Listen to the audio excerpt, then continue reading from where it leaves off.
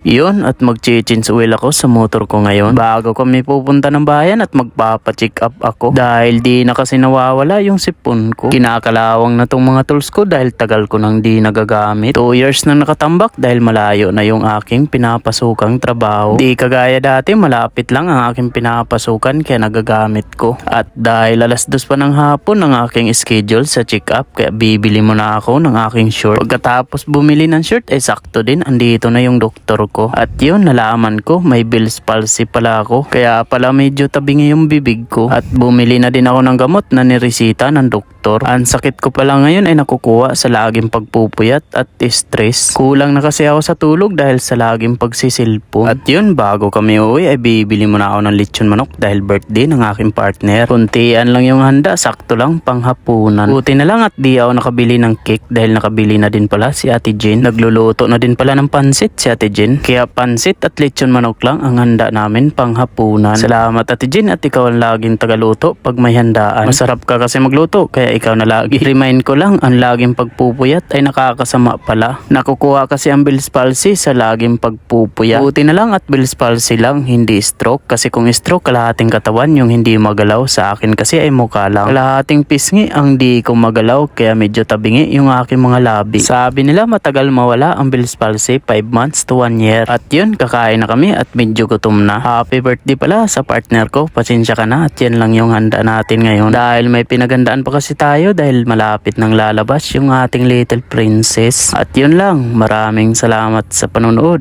Bye-bye! Pa na naman. Pero yung sa oo, meron ganyan. Ayun kasi para ganun. Sige.